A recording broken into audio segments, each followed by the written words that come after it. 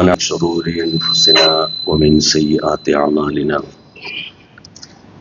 من يهده الله فلا مضل له ومن يضلله فلا هادي له وأشهد أن لا إله إلا الله وحده لا شريك له وأشهد أن محمدا عبده ورسوله أرسله بالهدى ودين الحق ليظهره على الدين كله ولو كره المشركون اللهم صل على محمد وعلى آل محمد كما صليت على إبراهيم وعلى آل إبراهيم اللهم بارك على محمد وعلى آل محمد كما باركت على إبراهيم وعلى آل إبراهيم إنك حميد مجيد أما بعد فإن خير الحديث كتاب الله وخير الهدي هدي محمد صلى الله عليه وسلم وشر الأمور محدثاتها وكل محدثة بدعة وكل بدعة ضلالة يا أيها الذين آمنوا اتقوا الله حق تقاته ولا تموتن إلا وأنتم مسلمون أعوذ بالله من الشيطان الرجيم بسم الله الرحمن الرحيم ولا تخزني يوم يبعثون يوم لا ينفع مال ولا بنون إلا من أتى الله بقلب سليم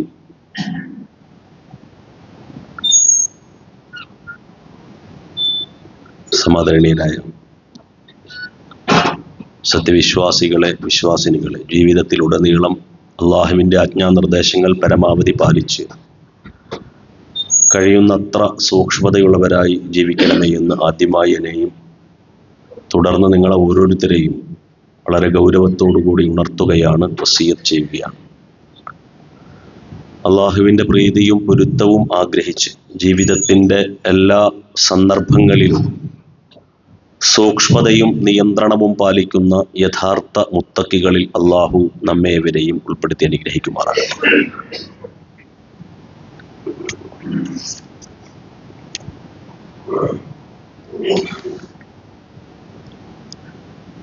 മനുഷ്യരായ നമ്മളൊക്കെ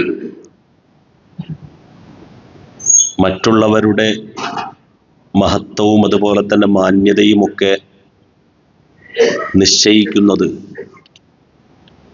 പല മാനദണ്ഡങ്ങളുടെയും അടിസ്ഥാനത്തിലാണ്. സമ്പത്തും സ്ഥാനമാനങ്ങളും അധികാരവുമൊക്കെ ഈ മാനദണ്ഡങ്ങളിൽ ഉൾപ്പെടും. എന്നാൽ മഹാനായ പ്രവാചകൻ സല്ലല്ലാഹു അലൈഹി വസല്ലമയുടെ അടുക്കൽ മനുഷ്യരുടെ കൂട്ടത്തിൽ ആരാണ് ഏറ്റവും മഹത്വമുള്ള ആളുകൾ എന്ന ചോദ്യത്തിന് അള്ളാഹുവിൻ്റെ പ്രവാചകൻ നൽകുന്ന ഒരു മറുപടിയുണ്ട്. അബ്ദുല്ലാഹി ബിൻ അംർ റളിയല്ലാഹു അൻഹുവിൽ നിന്ന് ഉദ്ധരിക്കപ്പെടുന്ന ഒരു ഹദീസാണിത്.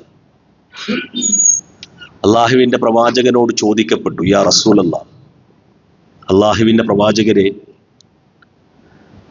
അയ്യുന്നാസി അഫ്ളൽ, ആരാണ് മനുഷ്യരുടെ കൂട്ടത്തിൽ ഏറ്റവും ശ്രേഷ്ഠരായ ആളുകൾ? അതിന് അദ്ദേഹം നൽകുന്ന മറുപടി, കുല്ലു മഹ്മൂമുൽ ഖൽബി വസുദൂഖുൽ ലിസാൻ.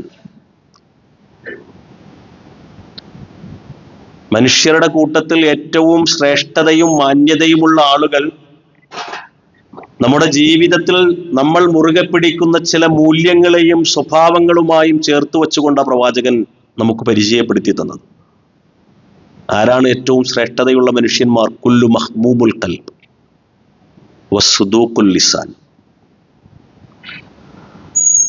ഇത് കേട്ട് സഹാബത്ത് അള്ളാഹുവിന്റെ പ്രവാചകനോട് ചോദിക്കുന്നുണ്ട്, യാ റസൂലല്ലാഹ്, നഅരിഫു സുദൂഖുൽ ലിസാൻ, സുദൂഖുൽ ലിസാൻ എന്താണ് എന്ന് ഞങ്ങൾക്ക് ബോധ്യമായിട്ടുണ്ട്, ഞങ്ങൾക്കറിയാം.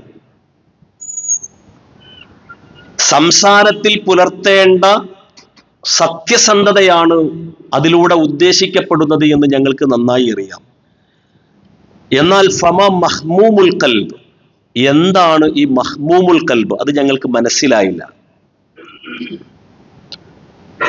അള്ളാഹുവിന്റെ പ്രവാചകൻ അതിന് നൽകുന്ന മറുപടി അത്തഖിയ്യു അന്നഖിയ്യു ലാ ഇസ്മ ഫീഹി വലാ ഗില്ല വലാ ഹസദ.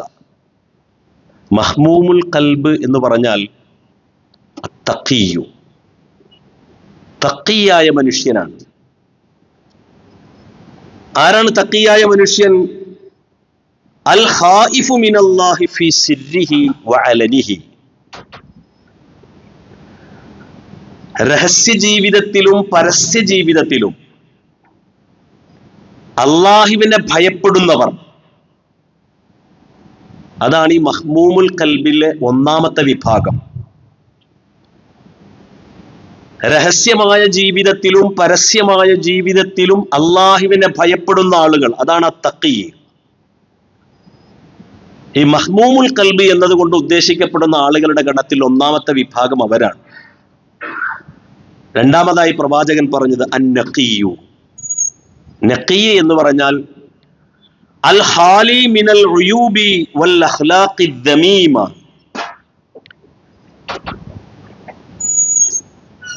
ന്യൂനതകളിൽ നിന്ന് മുക്തരായ ആളുകൾ,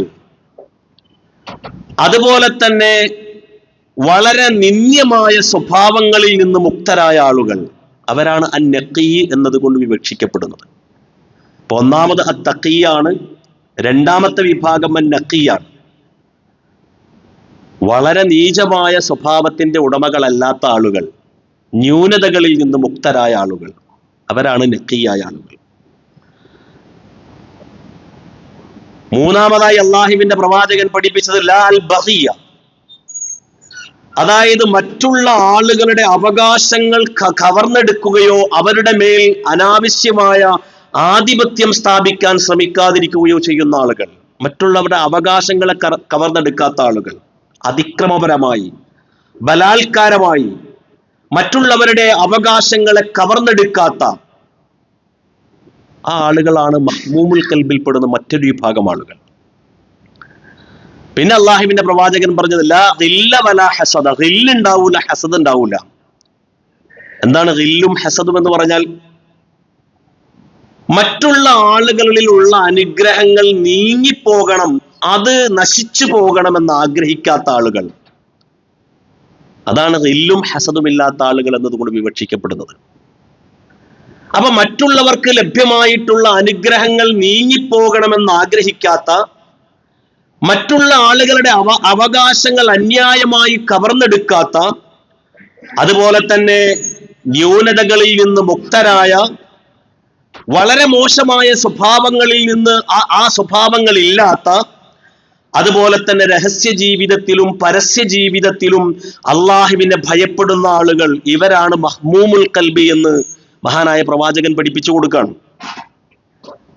അപ്പൊ മനുഷ്യരുടെ കൂട്ടത്തിൽ മാന്യതയുള്ള ആളുകളെയും ശ്രേഷ്ഠതയുള്ള ആളുകളെയും നിശ്ചയിക്കാൻ നമ്മൾ സ്വീകരിക്കുന്ന മാനദണ്ഡം അവരുടെ സമ്പത്തും അവരുടെ സ്ഥാനമാനങ്ങളും അതുപോലെ തന്നെ അവരുടെ അധികാരവും ഒക്കെയാണ് എങ്കിൽ, റസൂലുള്ളാഹി സ്വല്ലല്ലാഹു അലൈഹി വസല്ലം ഒരു മനുഷ്യന്റെ മാന്യതയായിക്കൊണ്ട്, ആ മനുഷ്യന്റെ ശ്രേഷ്ഠതയായിക്കൊണ്ട് അള്ളാഹുവിന്റെ പ്രവാചകൻ പഠിപ്പിക്കുന്നത് സത്യസന്ധതയാണ് ഒന്നാമത്തേത്. രണ്ടാമത്തേത് നേരത്തെ പറഞ്ഞ ഈ സ്വഭാവ ഗുണങ്ങളും ശീലങ്ങളും ഒക്കെ ഒത്തിണങ്ങിയ ഒരു വ്യക്തിയാണ് മനുഷ്യരുടെ കൂട്ടത്തിൽ ഏറ്റവും ഉത്തമന്മാരായ ആളുകളെന്ന് അള്ളാഹുവിന്റെ പ്രവാചകൻ നമുക്ക് പരിചയപ്പെടുത്തി തരികയാണ്. അപ്പൊ നമ്മുടെ ജീവിതത്തെ ഈ രൂപത്തിൽ പരിവർത്തിപ്പിക്കേണ്ടതിന്റെ, ഈ രൂപത്തിൽ സംസ്കരിക്കപ്പെടേണ്ടതിന്റെ ആവശ്യകത വളരെ വലുതാണ് എന്നാണ് പ്രവാചകന്റെ ഈ അധ്യാപനം നമ്മെ ബോധ്യപ്പെടുത്തുന്നത്. ഇബ്രാഹിം നബി അലൈഹി സ്വലാത്തു വസ്സലാമയുടെയും അതുപോലെ തന്നെ അദ്ദേഹത്തിന്റെ കുടുംബത്തിന്റെയും സ്മരണകൾ അയവിറക്കിക്കൊണ്ടിരിക്കുന്ന ഒരു സന്ദർഭത്തിലൂടെയാണ് നമ്മളിപ്പോൾ കടന്നുപോയിക്കൊണ്ടിരിക്കുന്നത്. ഇബ്രാഹിം നബിയുടെ ജീവിതത്തിലേക്ക് നമ്മളൊന്ന് കണ്ണോടിച്ചു നോക്കുകയാണ് എങ്കിൽ ഈ രൂപത്തിലുള്ള ഒരു സ്വഭാവനിഷ്ഠയുടെ അനിവാര്യതയെ സംബന്ധിച്ച് അദ്ദേഹത്തിന്റെ ചരിത്രം പരാമർശിക്കുന്നിടത്ത് അള്ളാഹു നമുക്ക് പരിചയപ്പെടുത്തി തരുന്നുണ്ട്. ഞാൻ ആമുഖമായി നിങ്ങളെ വായിച്ചു കേൾപ്പിച്ച ഖുർആനിക വചനം ഖുർആനിലെ 26-ാം അധ്യായം സൂറ ശുഅറായിലെ 87, 88, 89 വചനങ്ങളാണ്. ആ വചനങ്ങളിലൂടെ ഇബ്രാഹിം നബി അലൈഹി സ്വലാത്തു വസ്സലാമെ അള്ളാഹു നമുക്ക് പരിചയപ്പെടുത്തി തരുന്നത് അദ്ദേഹത്തിന്റെ ചില പ്രാർത്ഥനകൾ, അദ്ദേഹത്തിന്റെ ചില പ്രഖ്യാപനങ്ങൾ. ഈ പ്രാർത്ഥനയിലും അതുപോലെ തന്നെ ഈ പ്രഖ്യാപനങ്ങളിലുമൊക്കെ ജീവിതത്തെ ഈ രൂപത്തിൽ സംസ്കരിക്കപ്പെടേണ്ടതിന്റെ ഒരു ആവശ്യകതയെ സംബന്ധിച്ച് അദ്ദേഹം പറയുന്നതായി ഖുർആനിലൂടെ അള്ളാഹു നമുക്ക് പരിചയപ്പെടുത്തി തരാണ്. വലാ തുഹ്സിനി യൗമ യുബ്അസൂൻ യൗമ ലാ യൻഫഉ മാലുൻ വലാ ബനൂൻ ഇല്ലാ മൻ അത്തല്ലാഹ ബിഖൽബിൻ സലീം. ഖൽബുൻ സലീം, സുരക്ഷിതമായ നല്ല ഒരു മനസ്സ്. ഖൽബുൻ സലീം എന്ന് പറഞ്ഞാൽ ഖൽബുൻ സഹീഹ് എന്നാണ് തഫ്സീറുകളിലൊക്കെ അതിന് നൽകപ്പെട്ടിരിക്കുന്ന വിവക്ഷ. നല്ല ഒരു മനസ്സിന്റെ ഉടമ.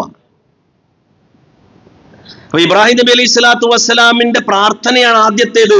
അദ്ദേഹത്തിന്റെ ദൃഢമായ വിശ്വാസത്തിന്റെയും ലവലേശം പോലും സംശയമില്ലാത്ത പരലോക ബോധത്തിന്റെയും അടിസ്ഥാനത്തിൽ അദ്ദേഹം നിർവഹിക്കുന്ന പ്രാർത്ഥനയും അടിയുറച്ച അദ്ദേഹത്തിന്റെ ബോധ്യത്തിന്റെ അടിസ്ഥാനത്തിൽ അദ്ദേഹം നടത്തുന്ന ഒരു പ്രഖ്യാപനവുമാണ് ഈ വചനത്തിലൂടെ അദ്ദേഹം നമുക്ക് അള്ളാഹു നമുക്ക് പരിചയപ്പെടുത്തി തരുന്നത്. അദ്ദേഹം ആദ്യം പ്രാർത്ഥിക്കാണ്, വലാ തുഹ്സിനി യൗമ യുബ്അസൂൻ. അള്ളാഹുവേ, ഉയർത്തെഴുന്നേൽപ്പിന്റെ നാളിൽ മുഴുവൻ മനുഷ്യരെയും പുനരുദ്ധരിക്കുന്ന ആ ദിവസം അള്ളാഹുവേ, എന്നെ നീ അപമാനിതനാക്കി തീർക്കരുതേ.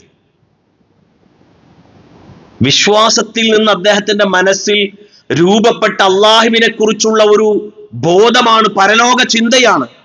ജീവിതം ഇവിടം കൊണ്ട് അവസാനിക്കുന്നില്ല. മരണാനന്തരം ഒരു ഉയർത്തെഴുന്നേൽപ്പുണ്ട്. എല്ലാ മനുഷ്യന്മാരെയും ഒരുമിച്ച് കൂട്ടി ഓരോ മനുഷ്യന്റെയും കർമ്മങ്ങളെ സംബന്ധിച്ച് വിചാരണ ചെയ്യപ്പെടുന്ന ഒരു ദിവസമുണ്ട്. ആ ദിവസം യാബാലവൃദ്ധ മനുഷ്യരുടെ മുമ്പിൽ അപമാനിതനായി തീരുന്ന സന്ദർഭം അത് സഹിക്കാൻ കഴിയില്ല. അതുകൊണ്ട് പടച്ചവനെ, ഈ മുഴുവൻ മനുഷ്യന്മാരെയും ഉയർത്തെഴുന്നേൽപ്പിക്കപ്പെടുന്ന ആ ദിവസം, വിചാരണയുടെ ആ ദിവസം, ഒരു മനുഷ്യൻ ചെയ്ത കർമ്മങ്ങളുടെ അടിസ്ഥാനത്തിൽ രക്ഷാശിക്ഷകൾ നൽകപ്പെടുന്ന ആ ദിവസം, ആളുകളുടെ മുന്നിൽ എന്നെ നീ അപമാനിതനാക്കി തീർക്കരുത്. എന്താ ഒരു ദിവസത്തിന്റെ പ്രത്യേകത? യൗമ ലാ യൻഫഉ മാലുൻ വലാ ബനൂൻ. അന്ന് സമ്പത്തോ സന്താനങ്ങളോ ഉപകാരപ്പെടാത്ത ഒരു ദിവസമാണ്. സമ്പത്ത് നമുക്ക് ഉപകരിക്കുകയില്ല, സന്താനങ്ങൾ നമുക്ക് ഉപകാരപ്പെടുകയില്ല. ആ ഒരു ദിവസത്തിന്റെ ആ ഒരു ബോധം അദ്ദേഹത്തിന്റെ മനസ്സിൽ ഉണ്ടാക്കിയ ചലനങ്ങൾ എത്രത്തോളമാണ്. പരിശുദ്ധ ഖുർആൻ സൂറ അൽ ബഖറയിലൂടെയൊക്കെ അള്ളാഹു നമുക്ക് പരിചയപ്പെടുത്തി തരുന്നുണ്ട്. വത്തഖൂ യൗമൻ തുർജഊന ഫീഹി ഇലല്ലാഹ്. ഒരു ദിവസത്തെ നിങ്ങൾ സൂക്ഷിക്കണം, നിങ്ങൾ അള്ളാഹുവിന്റെ അടുക്കലേക്ക് മടക്കപ്പെടുന്ന ഒരു ദിവസം വരാനിരിക്കുന്നുണ്ട്. നിങ്ങൾ അള്ളാഹുവിന്റെ അടുക്കലേക്ക് മടക്കപ്പെടുന്ന ഒരു ദിവസം. ആ ഒരു ദിവസത്തെ സംബന്ധിച്ച് പരിശുദ്ധ ഖുർആൻ 2-ാം അധ്യായം സൂറ അൽ ബഖറയിലെ മറ്റൊരു ഭാഗത്ത് അള്ളാഹു പരിചയപ്പെടുത്തിയത് വഖ്തഖൂ യൗമൻ ലാ തജ്സി നഫ്സുൻ അൻ നഫ്സിൻ ഷൈആ. ഒരു വ്യക്തിയും മറ്റൊരു വ്യക്തിക്ക് വേണ്ടി ഒരു ഉപകാരവും ചെയ്യാത്ത ഒരു ദിവസത്തെ നിങ്ങൾ സൂക്ഷിക്കണമെന്നാണ്.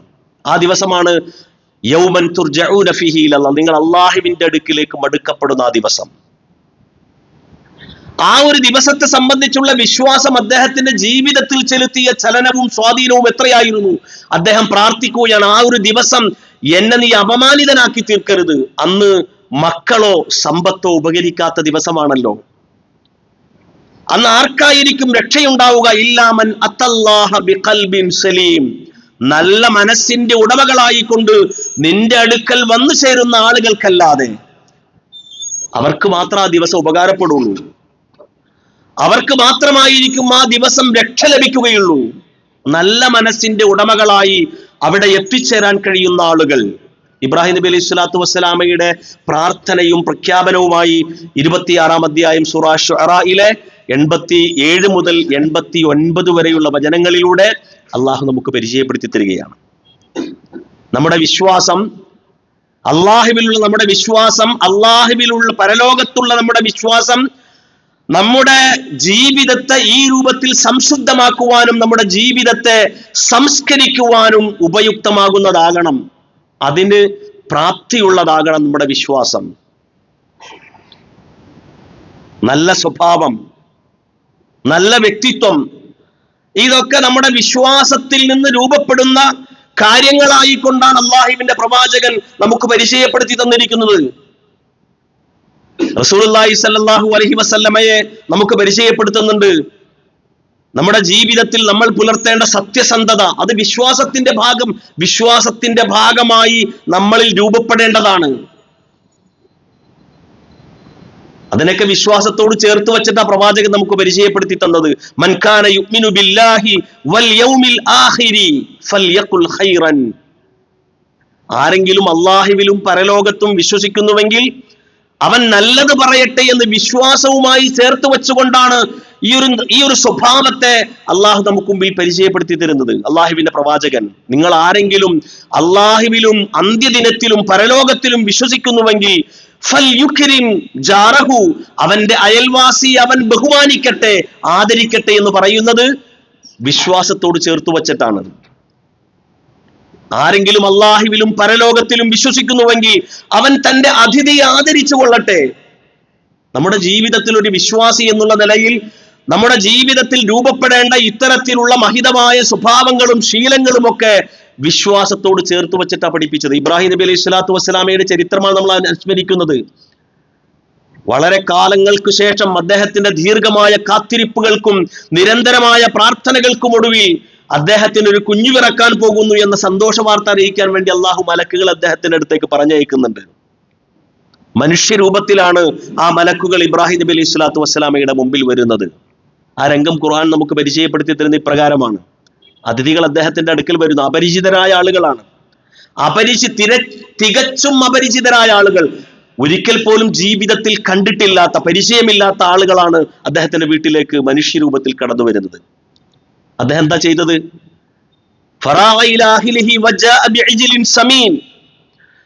അദ്ദേഹം തന്റെ വീട്ടുകാരുടെ അടുക്കലേക്ക് വേഗത്തിൽ പോയി നല്ല കൊഴുത്ത ഒരു മൂരിക്കുട്ടിയെ പാകം ചെയ്ത് അവരുടെ മുമ്പിലേക്ക് കൊണ്ടുവന്നു വെച്ചു. ആരാന്ന് പോലും ഇതുവരെ ജീവിതത്തിൽ കണ്ടിട്ടില്ലാത്ത പരിചയമില്ലാത്ത ആളുകളുടെ മുമ്പിലേക്ക് അവരെ സൽക്കരിക്കുന്നതിന് വേണ്ടി ഒരു മൂരിക്കുട്ടിയെ തന്നെ വേവിച്ച് പാകം ചെയ്ത് അവരുടെ മുന്നിൽ കൊണ്ടുവന്നു വെച്ചത്. അദ്ദേഹം പറയാണ്, അലാ തഅ്കുലൂൻ, എന്നാൽ നമുക്ക് കഴിക്കുകയല്ലേ? അപ്പൊ ഈ ഒരു സംസ്കാരം അല്ലെങ്കിൽ ഈ ഒരു മഹിതമായ സ്വഭാവങ്ങളും ശീലങ്ങളും ഒക്കെ നമ്മുടെ വിശ്വാസത്തിന്റെ ഭാഗമായി നമ്മളിൽ രൂപപ്പെടേണ്ടതാണ്. വിശ്വാസം കേവലം നാവുകൊണ്ട് ഉച്ചരിക്കാൻ വേണ്ടിയുള്ളതല്ല, അത് ഹൃദിസ്ഥമാക്കുവാൻ വേണ്ടിയുള്ള കാര്യങ്ങളല്ല. നേരെ മറിച്ച് ആ വിശ്വാസത്തിന്റെ ചലനങ്ങൾ, അതിന്റെ സ്വാധീനം നമ്മുടെ ജീവിതത്തിന്റെ എല്ലാ മേഖലകളിലും പ്രതിഫലിക്കണം.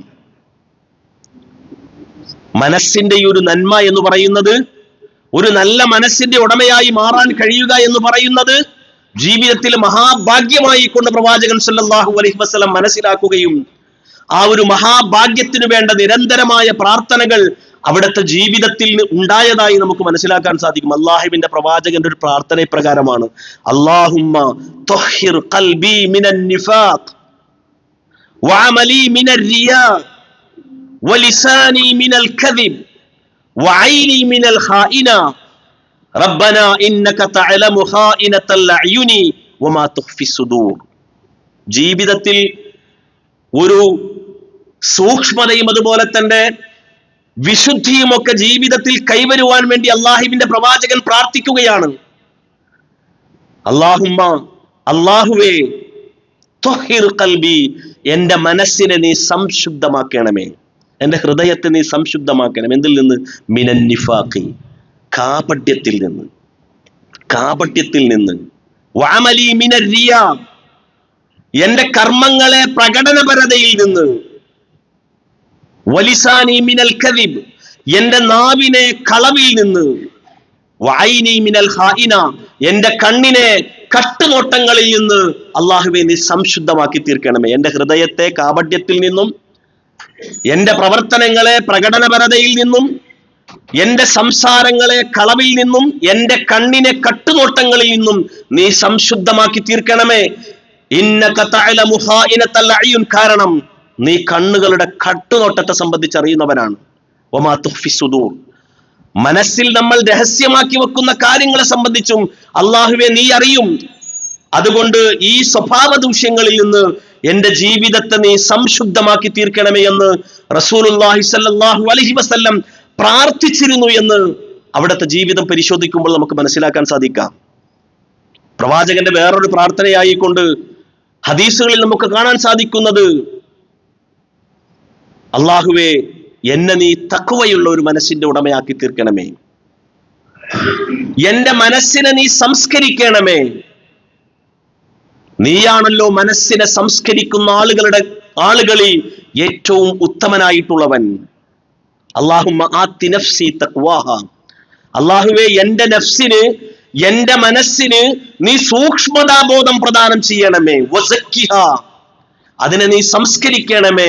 അൻത ഖൈറു മൻ സക്കാഹ, നീയാകുന്നു അതിനെ ഏറ്റവും നന്നായി സംസ്കരിക്കുന്നവൻ.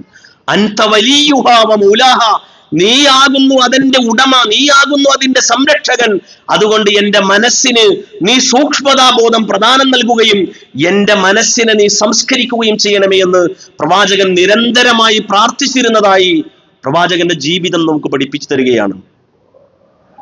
അപ്പൊ നമ്മുടെ മാന്യത, അതുപോലെ തന്നെ നമ്മുടെ ശ്രേഷ്ഠത നിശ്ചയിക്കുന്നതിൽ, അതിന് പ്രവാചകൻ നിശ്ചയിച്ച മാനദണ്ഡങ്ങളിൽ നമ്മുടെ സ്വഭാവത്തിന് വലിയ പങ്കുണ്ട് എന്ന് പ്രവാചകന്റെ അധ്യാപനം നമുക്ക് പഠിപ്പിച്ചു തരുന്നു. നമ്മുടെ ജീവിതത്തിൽ നമ്മളെ മുറുകെ പിടിക്കേണ്ട വിശുദ്ധിക്ക് അതിൽ വലിയ പങ്കുണ്ട് എന്ന് മഹാനായ പ്രവാചകൻ സല്ലല്ലാഹു അലൈഹി വസല്ലം നമുക്ക് പരിചയപ്പെടുത്തി തരികയാണ്.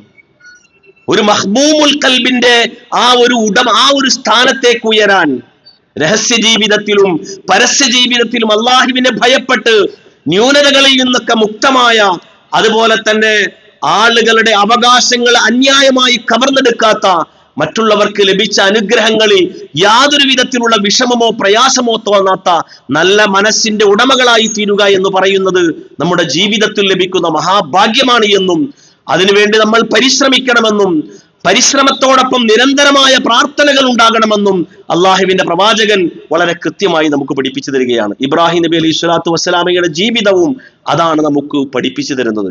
അതുകൊണ്ട് നല്ല ഒരു സ്വഭാവത്തിന്റെ ഉടമകളായി, നല്ല ഒരു ജീവിത വിശുദ്ധി കൈവരിച്ച് ആളുകളുടെ കൂട്ടത്തിൽ മാന്യതയും വിശുദ്ധിയും ഒക്കെ നിലനിർത്തിക്കൊണ്ട് മുന്നോട്ട് പോകാൻ നമ്മൾ ഓരോരുത്തരും പരിശ്രമിക്കണം.